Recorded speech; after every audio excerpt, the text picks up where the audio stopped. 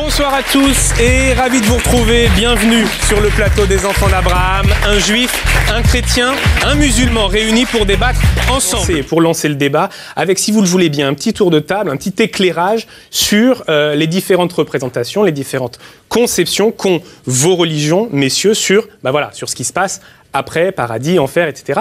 Expliquez-nous, on va commencer par la chronologie des religions, le judaïsme. Comment le judaïsme voit l'au-delà ? Après la mort, il y a une forme de jugement, et l'âme, c'est l'âme qui est jugée, parce que le corps, l'âme est jugée, et en fonction du bien ou du mal, il y a un temps qu'on pourrait appeler, disons, on reprend un mot qui a été popularisé dans le christianisme, un genre de purgatoire, c'est-à-dire un temps où on expie le mal qu'on a fait, il n'y a pas d'homme qui a fait que du bien, et ensuite l'âme rejoint son origine, c'est-à-dire Dieu. Et après, il y a un autre concept, bien après, à la fin des temps, qui sera la résurrection des morts. La réalité, c'est que on est dans du dogme, une partie du dogme, on doit croire au jugement et ensuite en la résurrection. La réalité, c'est, notamment dans ces questions de mort approchée, personne n'en sait rien parce que personne n'est revenu. Donc on est dans de l'interprétation et quelque chose de très personnel finalement. Mais l'idée qu'il y ait quelque chose après, à mon avis, salvatrice et nécessaire, mon point de vue, parce que c'est la seule façon d'accepter toutes les injustices apparentes, les inégalités qu'il peut y avoir sur Terre. Alors, des rationalistes vont nous dire, vous avez bien inventé le truc pour vous rassurer comme vous pouvez. Je ne peux pas leur dire vous avez tort, mais je dis en même temps que cette espérance en une transcendance, c'est-à-dire une transformation, un appel à quelque chose d'autre, élève l'homme d'une façon à nulle autre pareille. Alors, on va l'évoquer, cette question. Oui, bien sûr, justement. Est-ce que c'est des représentations qui ont été inventées pour nous rassurer? Vous disiez la vision des rationalistes. Mais dans un instant, on pose cette question. D'abord, on continue le tour de table. Le regard chrétien, catholique en tout cas, sur la représentation de l'au-delà. Qu'est-ce qui se passe après? On peut dire chrétien, parce qu'il n'y a pas de grosse différence dans les différentes églises chrétiennes. La grosse différence entre le judaïsme et l'islam, c'est nous croyons dans la résurrection. Et non seulement la résurrection... Il en a parlé aussi. Non, mais le livre des Maccabées, ça je sais, c'est assez tardif d'ailleurs. Mais... Non. Résurrection, mais résurrection de l'âme et du corps. Nous aussi. Ah, ça je ne savais pas. Ah oui, tu dois le préciser. Oui. C'est pour ça que les gens veulent être enterrés dans le judaïsme, au mont des Oliviers, à Jérusalem. Oui, à Jérusalem, qui est l'endroit où, d'après les textes, débutera la résurrection des morts, du corps. Alors c'est à la fin des temps, ça, hein? À la fin des temps. Mais il n'y a pas de droit à l'immortalité de l'âme. C'est ça qu'il faudrait bien comprendre. C'est-à-dire que pour nous qui croyons dans le Christ ressuscité d'entre les morts, c'est la puissance du Christ qui nous fait surgir de la mort. C'est pas un droit en aucun cas. Juste l'éclairage sur paradis et enfer. À quoi ressemble le paradis, à quoi ressemble l'enfer? C'est une image métaphorique. Si l'on pense que l'homme a été créé à l'image de Dieu, quels sont les 3 points qui le font converger métaphoriquement? C'est l'intelligence, la liberté et l'amour. Nous sommes intelligents, mais pas beaucoup. On sera suprêmement intelligents. Ça devrait vous rassurer. On sera suprêmement libre, mais libre d'aimer, uniquement d'aimer. Et troisièmement, nous serons dans l'amour, enfin, total et infini. Quel amour? L'amour de Dieu et des hommes. Car la vision du jugement des fins dernières, c'est une vision communautaire. C'est pas un petit salut individuel. Des hommes et des femmes. Bien entendu. Alors Malek, le regard musulman, là aussi on retrouve l'idée d'un jugement. Il y a un mixte un peu entre les deux visions, à la fois chrétienne et juive, essentiellement juive. Donc on fait un peu il y a un paradis, un enfer. Il y a les mérites d'ici-bas qui vont être comptabilisés dans l'au-delà grâce à un jugement, grâce au jugement d'abord dès l'arrivée dans la tombe. Et qui préside jugement devant Dieu? Ce sont des anges. Des anges. Parce qu'il y avait des musulmans qui m'avaient dit que c'était Aïssa qui présidait le jugement. Oh, ils ont trouvé ça. Mais... C'était pour te faire plaisir. Pour te faire plaisir. Non, Aïssa, on le réserve à autre chose. Alors expliquez pour ceux qui ne connaissent pas. Aïssa, c'est Jésus. D'accord. Donc c'est un jugement fait par les hommes, un premier jugement. Ensuite, il y a une période qu'on appellerait le purgatoire. En effet, c'est exactement identique. Ensuite, il y a certains qui sont appelés à aller au paradis, qui traversent un pont spécial qu'on appelle Sirat Mustaqim, avec un fil très tendu, très très fin, ceux qui sont destinés à aboutir de l'autre côté pour aller au paradis peuvent le passer, ceux qui ne peuvent pas, il est tellement fin qu'ils vont de toute façon tomber cramés dans les feux de l'enfer, un enfer d'ailleurs que Dante a repris un peu dans son enfer à partir de l'islam. Et puis il y a en effet, résurrection ou pas, c'est un peu le point sur lequel les musulmans un peu divergent moyennement avec les autres, avec quand même la possibilité que le paradis musulman est un paradis pratiquement copie-collé du paradis qu'on imagine aujourd'hui. C'est vrai qu'avec très charnel. Très fastueux, pas seulement charnel. Pas très mystique. Hein. Pas seulement charnel. Non, mais on suppose que ceux qui sont arrivés au paradis... Il y a des femmes, il y a des ouvriers, il y a je sais pas quoi. Il fait une obsession là sur les femmes. Il fait une obsession. En plus, c'est des vierges. Il invente pas, là. Il n'invente pas. Sauf que quand il le présente comme ça, on a l'impression que les gars, ils vont se faire plaisir plus tard au paradis. Et c'est pas ça. S'ils sont déjà arrivés au paradis, c'est déjà des anges. Parce que c'est déjà réservé aux gens qui ont subi toutes ces épreuves-là. Les anges n'ont pas de sexualité. Non, mais c'est des anges au point de vue des appétits, au point de vue du comportement, voilà. C'est-à-dire qu'ils sont au-dessus de cela. Non, mais ça me rassure pour les vierges. Un point quand même. L'islam a tellement mis le paquet, si je puis dire, sur la vie d'ici-bas. Ouais. Il dit, si vous n'avez pas réussi votre vie d'ici-bas, vous ne réussirez pas la vie de l'au-delà. Et ici-bas, justement, là, ce qui n'a pas le prêtre là, c'est que ici-bas, on a droit à la sexualité totale, pleine et entière et satisfaisante. Et donc, à partir de là, vous n'avez même pas besoin. Les prêtres d'Orient aussi sont mariés. Alors, on va donner la parole à nos invités. D'abord, Patrice Van Hersel, voilà, qu'est-ce que ça vous inspire, ces pensées religieuses Raïm disait tout à l'heure, les rationalistes vont nous dire on a inventé ça peut-être pour se rassurer. Bon, et j'ai dit, ils n'auraient pas tort de le penser. Ils pourraient le penser. Bon, vous êtes sur quelle ligne? Ils ne peuvent pas le prouver, pas plus que nous. Ce que je trouve très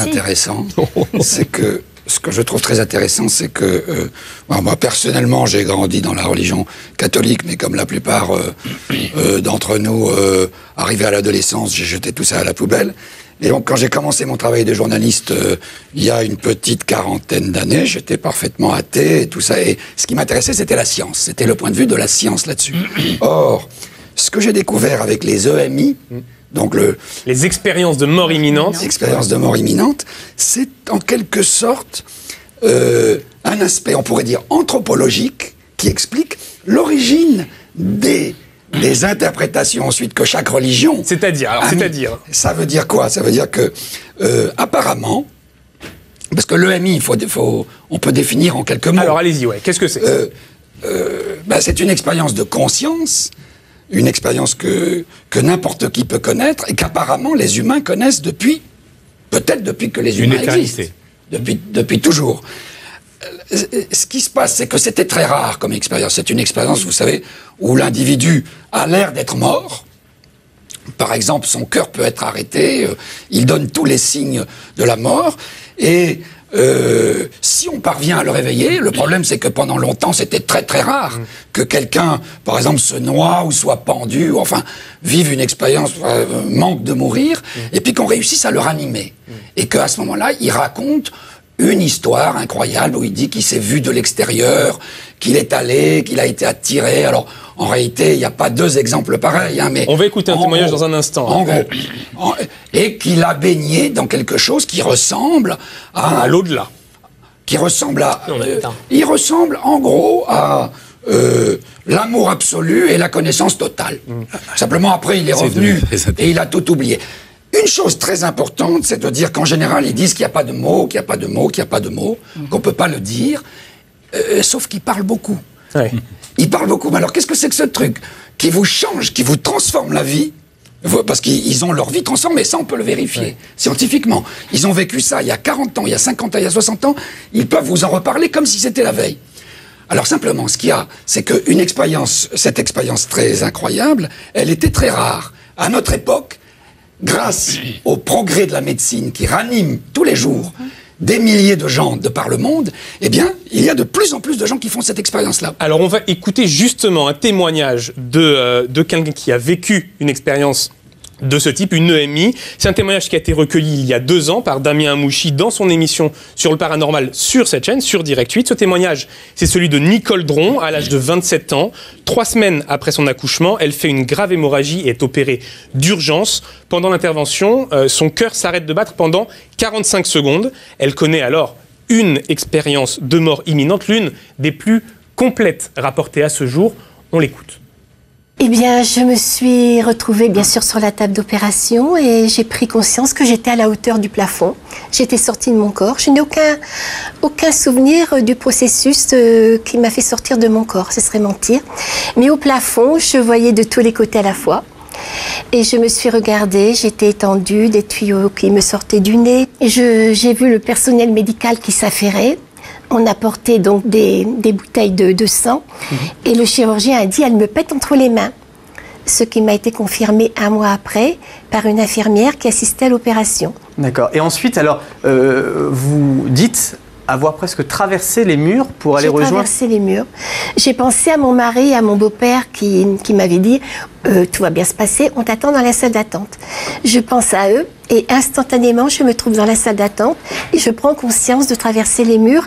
Et pourtant, je ne savais même pas où elle se trouvait, cette salle d'attente. Là, je ne comprenais pas du tout ce qui m'arrivait, mais pas du tout.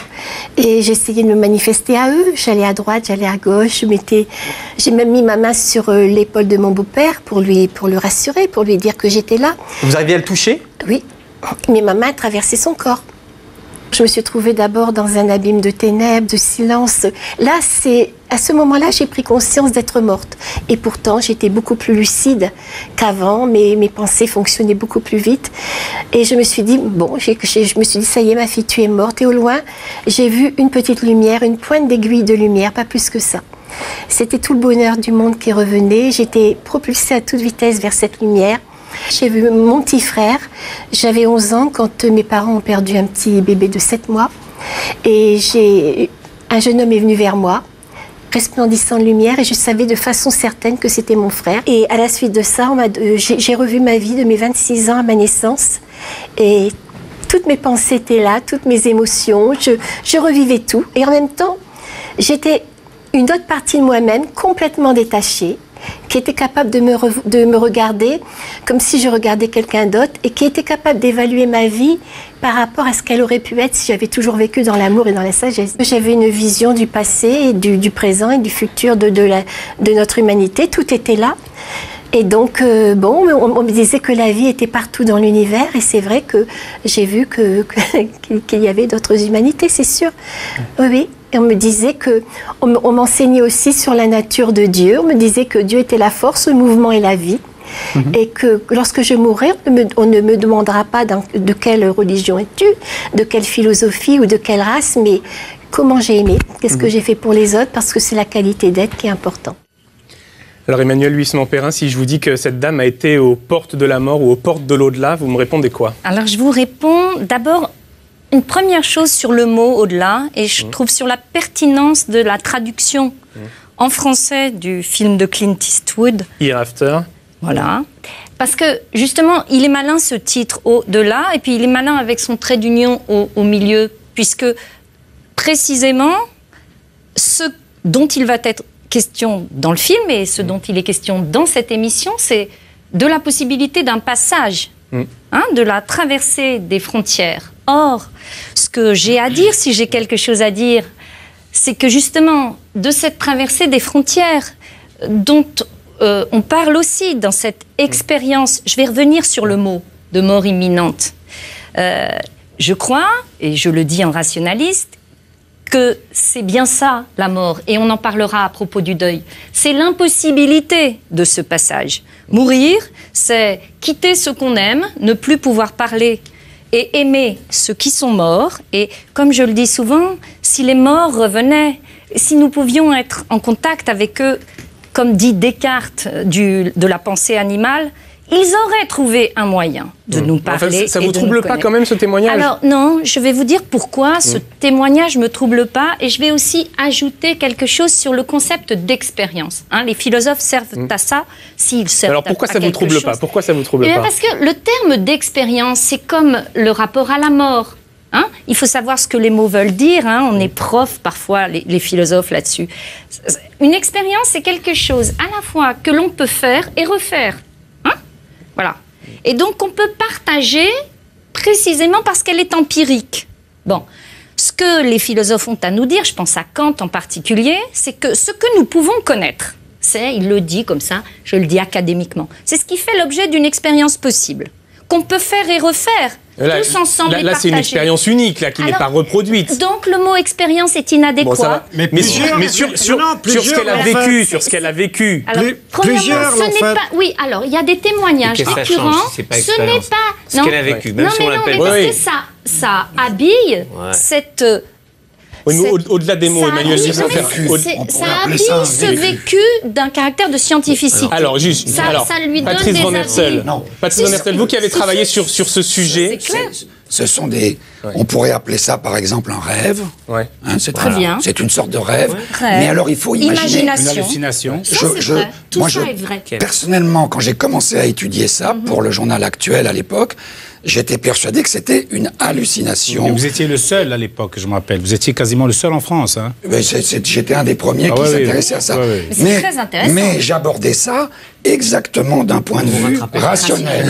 Parce que moi, je m'intéressais à la neurochimie. Ouais. C'était passionnant. Dans les années 70, on découvrait la neurochimie. C'est extraordinaire. Et je suis allé aux États-Unis pour rencontrer les scientifiques qui étudiaient ça. Or, ce qui m'a énormément frappé, ce sont plusieurs choses. D'une part, il y a le cadre historique dans lequel ça se situe, mais ça peut-être qu'on le dira après. Pour moi, ça se situe à un moment historique très précis. Et c'est important.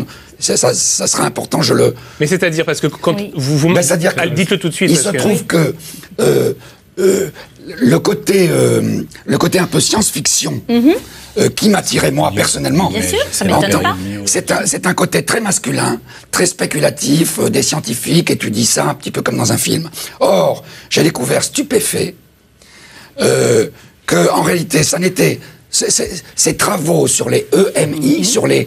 Expérience de mort imminente. Vécu de mort imminente, ça se passe à un moment où, brusquement, l'Occident accepte de nouveau de s'ouvrir à ce grand théâtre qui s'appelle la fin de vie, dont on dit Edgar Morin, Philippe Ariès, tous les grands scientifiques de ça disent que c'était un tabou, et ça se rouvre, et c'est rouvert, pas du tout par des hommes qui spéculent, mais par des femmes, et qui ont toutes été initiées, et ça c'est très frappant, j'en parlais avec Edgar Morin, toutes étaient initiées à l'ouverture des camps. C'est pas rien. Elles ont été ouvertes. Kubler-Ross, Cicely Saunders. En France, il y avait Jeanne Garnier. Toutes c'est des femmes qui ont été formidables. Mais quel lien vous faites avec cette période-là? Eh bien, à la sortie des camps, si vous voulez, l'anthropos, c'est-à-dire l'être humain, il est décapé. Il y a plus rien. Il y a plus de. On peut dire que la chose a été remise à zéro. En quelque sorte, on dit comment penser après Auschwitz. On est à zéro. Et il n'y a plus de mensonges, on peut dire. Hein. Là, il n'y a plus de mensonges. Ces femmes vont se trouver, par le hasard des situations, elles vont se retrouver dans un endroit extraordinaire où nous sommes, nous, tous maintenant. C'est les grands hôpitaux américains des années 60. Qui travaillent sur la fin de vie, sur les soins palliatifs. Et on ne travaille pas du tout. Non, elles vont l'inventer. Parce que dans ces grands hôpitaux modernes, il y a le grand sourire technologique et on ne meurt plus. On ne meurt plus. On ne parle pas de ça. Le tabou est total. Et ces femmes qui ont été initiées à cet endroit qui est un épicentre, on peut dire, un épicentre de l'inhumanité, mais aussi du coup de l'humanité, c'est très paradoxal, elles se retrouvent dans ces grands hôpitaux américains où l'on ment, où l'on ne dit pas la vérité, et elles sont obligées de réinventer les soins palliatifs.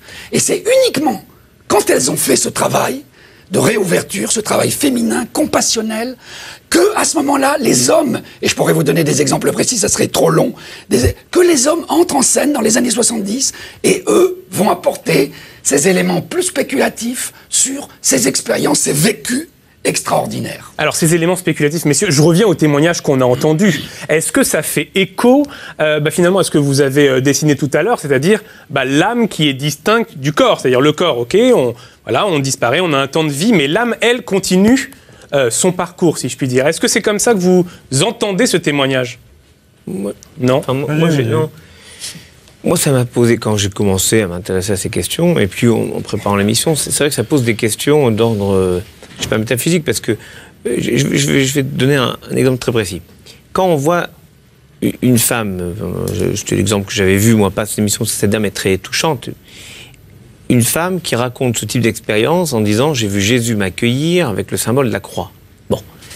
Moi, je sais pas, je suis juif, donc c'est pas forcément Jésus, même s'il était juif, qui est censé m'accueillir. Maintenant, je sais pas où je serais, mais bon. Ouais. Et c'est un juif. Oui, c'est ce que je te dis, c'est un juif, donc ça pourrait aussi marcher. Mais en l'occurrence, c'est pas comme ça, et je suis pas certain qu'il y ait des croix. Ceci dit, je pense autrement, et tu penses autrement, et Malek pense autrement. Et je me suis dit, la seule façon de m'en sortir, c'est de me dire que chacun, dans sa culture propre, ou dans son aspiration à un idéal, même s'il est, comme vous le disiez très justement, distant, mais il a quand même une sorte de matrice culturelle et culturelle de ce qu'il attend, de ce qu'il espère. À ce moment-là, il transpose inconsciemment une image sur ce qu'il perçoit, même si en réalité... Est-ce que ça suffit à expliquer quand elle dit, voilà, j'étais dans la pièce d'à côté, j'ai vu mon mari, enfin voilà. Pour moi... Il y a quelque chose de troublant quand même. Pour moi, ça peut pas être, bon, même si je rigolais tout à l'heure avec le mot expérience pas, oui, c'est pas de l'ordre de l'expérience qu'on peut quantifier. Disons du vécu. Oui, disons, c'est comme ça qu'elle le ressent. Parce qu'il y a beaucoup de témoignages, c'est pas un cas isolé, il y a beaucoup de témoignages. Pour moi, c'est du ressenti, parce que c'est quelque chose qu'on a tendance à réécrire, et on le voit dans la Bible. J'ai cherché, j'ai trouvé pas de mort imminente, on le voit dans la Bible. Un instant, parce que ça, c'est quand on voit la distance entre ce que la personne rêve. On le voit avec le pharaon, parce qu'on parlait de Jésus tout à l'heure. Pharaon, dans la Bible, dans la Genèse, rêve un rêve que la Bible nous raconte. Et juste après, on voit comment il le raconte à ses magiciens. Et il y a un hiatus. Ce qui veut dire qu'on a toujours tendance à réécrire, même inconsciemment, une histoire qu'on a vécue, parce qu'il faut que ça colle avec nos aspirations. Et ce que vous avez dit sur Auschwitz, c'était bouleversant de l'entendre, parce que c'est vrai que, et là je reviens un peu sur la question rationaliste, on n'a jamais dit que les religions ne sont pas rationalistes. Mais ce que vous avez dit sur Auschwitz est bouleversant, parce que, oui, après la négation de l'humanité, on rêverait qu'après, ce soit au moins comme on l'a rêvé. Donc forcément, on aurait tendance à réécrire une humanité qui, dans sa post-humanité, serait un peu plus belle. Oui. Père de la Morandé. Voilà, la seule chose qui me gêne un peu dans le discours rationaliste, c'est que ça me fait penser aux mêmes rationalistes qui vous disent l'amour, c'est physico-chimique, c'est des hormones, c'est rien d'autre, quoi. Ça, je vous le dirai pas. Ah. Et pourquoi ? Parce que madame est une connaisseuse. Voilà. Non, pas parce que c'est réducteur. Ben oui, mais le discours sur la mort peut être aussi réducteur si vous dites c'est des projections, des fantasmes, de ce que vous aimeriez vivre et qui n'existe pas. Il s'agit, mais vous dites tout, c'est-à-dire j'ai plus besoin de dire, vous le dites. Vous dites, nous avons des représentations de l'au-delà. Je suis d'accord. Si vous dites vous aussi, avez des représentations de l'au-delà. Vous avez, et c'est très intéressant de vous entendre, moi j'adore ça, des images et des imaginaires différents de l'au-delà. Mais je suis vraiment d'accord. Et c'est sans doute, ces imaginaires ont une fonction dans la vie, et vous l'avez dit. Oui. Alors Malek, juste votre réaction à vous aussi sur ce témoignage. Mais parce que voilà, là... Chacun apporte une grille de lecture et un éclairage, mais ça vous rend pas, ça vous rend pas mystique d'entendre ça. Non, parce que j'avais envie de dire si ça peut nous aider à mieux vivre. Les scientifiques parlent de déni, de réalité. On parle de tabou, les psychanalystes aussi. On parle de tabou, le mot tabou, ça veut dire qu'on n'y touche pas, donc on laisse la situation telle qu'elle. La science, Patrice Van Der Sels parle sous votre contrôle, mais la science n'a pas élucidé ce... Non, mais je termine sur... Comment ? La science n'a pas élucidé. On cherche toujours. La science n'élucide pas, d'ailleurs, jusqu'au bout. Le réel n'est jamais épuisé. Mais c'est exactement ça. C'est que lui et Vincent Thomas parlent notamment qui s'y connaît en termes de neurosciences. Exactement. Il parle de déni du réel. C'est-à-dire, elle refuse d'admettre qu'elle n'a rien vu, mais il lui faut trouver quelque chose pour dénier le fait qu'elle n'a rien vu, qu'elle était au bord de la mort. Vous voyez. Donc, elle recompose une vie qu'elle a, et ça rejoint, je fais une citation d'un gars qui est quand même qui est intelligent, un gars qui s'appelle Montaigne, vous voyez, il dit l'ouvrage de votre vie, c'est bâtir la mort. Avec toute la vie, vous êtes en la mort pendant que vous êtes en vie, car vous êtes après la mort quand vous n'êtes plus en vie. C'est que d'une certaine manière, il dit il y a pas de discontinuité totale, il n'y a pas de continuité totale. Et ça rejoint les discours que nous avons. C'est dans un numéro du Monde des religions sur la vie après la mort. Et donc, je fais de la promotion pour ce ce qui me frappe beaucoup, après que j'ai écrit mon premier livre, j'ai eu beaucoup de témoignages et des gens ont voulu me parler, dont un psychanalyste lacanien qui avait vécu l'expérience. Donc c'était intéressant. C'est intéressant, là. Et c'était lui qui m'avait demandé de venir. Et il se taisait, il ne disait rien. Et il me disait, que voulez-vous que je vous dise? Que voulez-vous que je vous dise? Et je lui disais, mais moi je veux rien, c'est vous qui m'avez demandé de venir.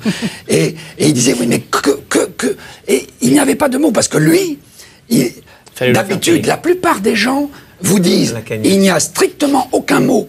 Il n'y a strictement aucun mot. Comment voulez-vous que je vous dise quelque chose qui va très vite et qui est arrêté, qui est très chaud et très froid, qui est au-delà, mais qui est là? Parce que tout ce qu'elle raconte, c'est en 45 secondes. Hein. Oui, c'est ça. Attention. Ils vous disent ça, les gens en général, et puis ensuite, ils parlent, ils écrivent des livres, etc. Et alors que ce lacaniens, lui, il avait l'habitude, il faisait attention, et il savait que il allait franchir il allait me dire, il n'y a strictement pas de mots, et en même temps, il allait parler. Et qu'est-ce que c'est qu'une réalité qu'on vit, qui vous change totalement, parce que ces gens-là, ça c'est expérimental, si vous voulez. Ouais. Ces gens-là sont effectivement transformés. Et qu'est-ce que c'est? Une expérience qui vous transforme et sur laquelle vous n'avez pas de mots. Et on est bien obligé d'inventer des espèces de mythologie, je dirais, mais de mythologie vivante, vécue, et pour nommer ce qui n'est pas nommable. Et bien souvent, d'ailleurs, ils perdent la foi. Hein. Certains témoignages rapportent ça. Chaim, ça se discute. Ça se discute. Non, la gagne. Mais la foi dans les religions existantes, j'entends. Ah oui, ils veulent un œcuménisme ouvert. Ils sont plus dans un œcuménisme. Oui, mais enfin, l'œcuménisme, ça ne me gêne pas. C'est le syncrétisme qui me gêne. C'est très New Age. En fait, c'est très New Age, tout ça. Moi, je reviens à ce que... Oui, et je reviens sur ce que disait Malek sur Montaigne, avec cette citation qui est très, très belle. Je crois que ce qui m'a bouleversé en entendant le témoignage de cette femme, c'est que oui, il faut dire que c'est pas parce qu'on est endormi, y compris médicalement, sur une table d'opération, qu'on ne perçoit pas ce qui est autour de nous. Ce qui veut dire que dans le grand débat sur l'euthanasie, c'est-à-dire raccourcir ce temps de fin de vie, c'est scandaleux que de priver la personne de toute cette perception. Parce que cette dame, elle a entendu ce qu'elle a entendu. Ce qui veut dire qu'elle entend et qu'on perçoit par autre chose que simplement les oreilles conscientes. On perçoit ce qu'il y a autour de nous. Et moi, je crois qu'elle était capable de percevoir l'angoisse des uns, des médecins, la rapidité, l'angoisse de ces... Et voir ce qui se passait dans la pièce d'à côté. Pas voir, de percevoir. Ça, quand même... Non, pardon. Pas de voir, de percevoir et de réécrire de manière imaginaire ce qu'elle aurait pensé. Donc c'est une reconstruction. Oui, c'est une reconstruction. C'est une reconstruction. Mais qu'est-ce que ça veut dire? C'est pas grave. Alors, on va avancer parce qu'il y a ceux qui croient à l'au-delà et il y a ceux qui croient qu'on peut entrer en contact avec l'au-delà, qui espèrent. Donc, certains, en tout cas, croient et espèrent que l'on peut communiquer avec l'au-delà. Beaucoup de gens se rendent, par exemple, chez des médiums pour essayer de communiquer avec leurs défunts. Pourquoi? Que cherchent-ils exactement? Reportage lors d'une séance publique avec Mélanie Murciano et Jean-Baptiste Werner. Pour l'instant, la personne se dirige vers vous, mais ça vous parle aussi? Les éléments aussi? Il n'y a pas longtemps, oui, quelqu'un s'est défenestré. Il était proche, enfin, c'était quelqu'un qui était... Oui, on travaillait côte à côte. Ouais, parce qu'il se met à côté de vous, c'est pour ça, c'est pour vous. Là, c'est vraiment pour vous. Alors, qu'est-ce qu'il a à me dire? Bah, que c'est pas si mal là où il me dit. Le médium, son rôle, c'est d'aider à surmonter avec des mots, et de nous donner des nouvelles du défunt quant à sa position, enfin, comment il est, s'il est bien, qu'il veille sur nous. Sa manière de se présenter, elle se présente assez jeune. Je pense que c'est assez ancien parce que le vêtement est assez ancien. Elle se présente seule, mais comme si elle était prête à un mariage. Est-ce que déjà ça peut toucher quelqu'un? Ça peut vous toucher vous? C'était ma grand-mère, mais c'est dramatique. Elle n'est pas revenue de Auschwitz. Je vais essayer de prendre son message. Quoi qu'il me soit arrivé, ma foi était toujours présente. Et c'est d'ailleurs le message qu'elle souhaite passer, c'est-à-dire de ne jamais abandonner la foi. La majeure partie des messages, c'est avance dans ta vie, je t'aime, pense à toi, profite. Voilà, c'est toujours les mêmes messages en général qui reviennent. Nous permettent d'avancer dans notre propre vie. De toute façon, votre maman, elle est pratiquement constamment avec vous. Oui. Vous le sentez, ça? Je le sais. Bon. Je l'ai vu avant, avec d'accord. la main sur notre épaule. Le fait que je sois de plus en plus sûre que quand on meurt, il n'y a pas tout qui part. Non, ça me réconforte, ça facilite ma vie. Et ça fait que je n'ai pas peur de la mort, puisque je comprends que l'âme est éternelle.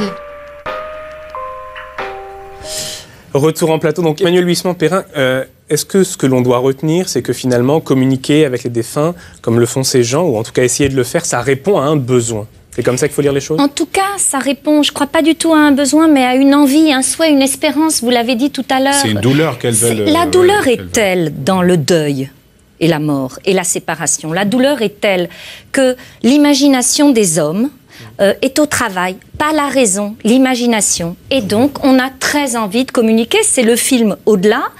Et ce qu'on fait dans cette émission-là, depuis le début qu'on parle sur la mort, c'est qu'on parle des frontières et des passages possibles après la mort, avec les représentations imaginaires des religions, l'expérience, soit dit, entre parenthèses, entre guillemets, pardon, de l'expérience imminente. Je reviendrai peut-être pour vous dire qu'on peut expliquer, sans doute par l'absence d'oxygénation du cerveau, certaines hallucinations. On ne va pas replonger sur ça, mais sur la communication avec l'au-delà, puisqu'il nous reste peu de temps. Alors, la communication sur l'au-delà, les médiums, encore ce mot incroyable pour dire que ceux-là seraient ceux qui sont des intermédiaires.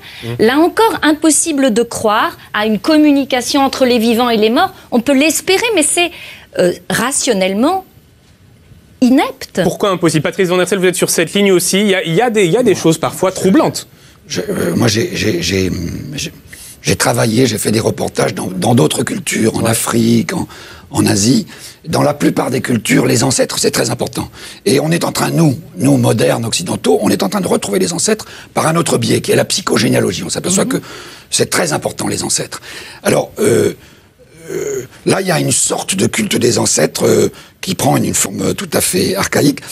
Je pense que on peut être matérialiste, comme vous l'êtes, mais et rationaliste. Rationaliste et matérialiste. C'est une fille matérialiste, pourtant.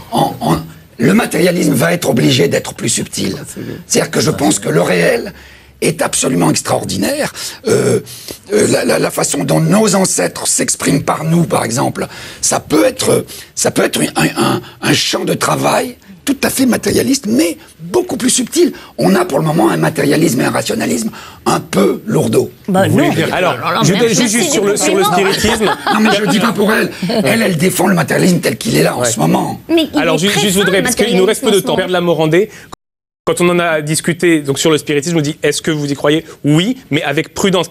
En gros, l'Église catholique n'incite pas. Non, je n'y crois pas. L'Église catholique est plus que réservée. Là, je parle de la communication. Elle est contre l'usage du spiritisme et donc des médiums. Contre l'usage, mais sur la possibilité de communiquer avec l'au-delà. Elle n'en veut pas en entendre parler. Pourquoi? Par prudence, parce que c'est de la manipulation de gens fragiles. Exactement. Et puis il y a du fric derrière. Oui, par prudence, ça ne veut pas dire qu'aux yeux de l'Église, comme les esprits existent et qu'il y a une vie après la mort, pas impossible de communiquer, mais c'est absolument pas recommandé. Traverse. Moi, j'ai vu. Pardon, tu veux, mec. Oui, allez-y.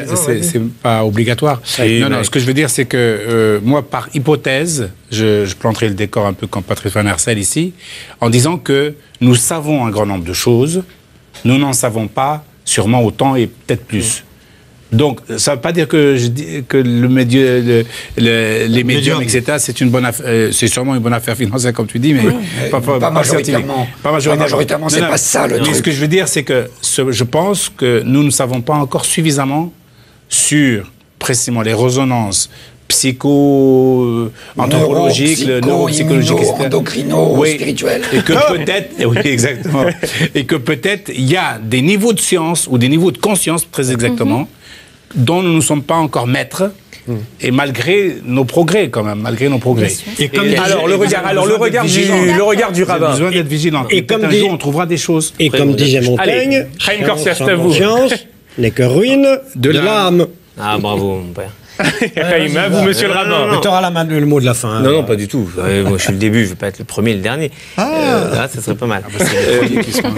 Moi, en tout cas, j'ai vu la vérité dans le film Ghost. Parce que c'est un sujet, on parle film au-delà. Dans beaucoup de films, c'est-à-dire que c'est un besoin de se dire quand quelque chose de violent, ou dans le sixième sens. Ce film extraordinaire. Il y a Rencontre avec Black Joe. Magnifique. Qu'est-ce que j'adore ce film. Tout ça, c'est de la fiction, messieurs. Tout ça, c'est du cinoche. Alors, le cinéma, ça mais j'adore. La fin est dommage parce que. Bon, on va pas réécrire le film, il est magnifique. Tout le monde l'a pas vu, mais sur le fond. Sur le fond, ça fait longtemps que le judaïsme parle avec les anciens, avec les morts, parce que, grâce à la Bible, on a la possibilité d'entendre encore Abraham quitter son pays, la maison de son père. On a encore la possibilité d'entendre. Au sens intellectuel, il parle avec Joseph. Oui, mais on l'entend. Intellectuellement. J'entends Joseph. Oui, symboliquement. J'entends Joseph, donc mon ancêtre, dire je cherche mes frères. J'entends Jacob, et le Talmud dit, je sais qu'Alain aime beaucoup que je cite le Talmud, j'entends le Talmud dire tous les enseignements des uns des autres, et ce Talmud en particulier qui dit le patriarche Jacob n'est pas mort, pas dire qu'il n'est pas mort, on raconte son enterrement, mais son enseignement, ce qu'il a porté à l'humanité, je peux me l'approprier et le porter de nouveau. Évidemment. Donc, dans ce niveau-là, il y a un dialogue avec les morts. Parce qu'ils sont en dehors du temps. Donc, ils ne sont plus morts. Je pense qu'il n'y et a donc, rien. On est au-delà de la mort. Ça veut dire qu'on a dépassé la mort. Après la mort. J'en sais rien. Parce que après est un mot qui est dans le temps. Il n'existe pas, je comprends. Qui n'est dans le temps. Bien sûr. Et donc, après, c'est dans le temps. Attendez, vous parlez tous en même temps. Je suis absolument d'accord. Je dirais qu'il ne faut pas dire après, il faut dire il y a autre chose. Une autre forme. Parce que le mot après, et même de vie, c'est pas possible. Bravo. C'est pas l'espace-temps, il y a autre chose. Voilà. Pour conclure, oui, Père de la Morandé, finalement, est-ce qu'on peut retenir que quand les morts sont toujours dans notre mémoire et que l'on continue à faire vivre leur mémoire, finalement, ils sont pas tout à fait morts? Est-ce qu'on peut résumer les choses comme ça ou c'est un peu simpliste? Pas morts, c'est des vivants autrement. Vivants autrement. Vivants autrement. Malek, le mot de la fin. Le mot de la fin, je dirais que si les vivants ont besoin des morts pour continuer à vivre, ça veut dire que les vivants ne sont pas... ils essayent de ne pas être trop malheureux de devoir partir les leurs. Merci à tous. C'est déjà...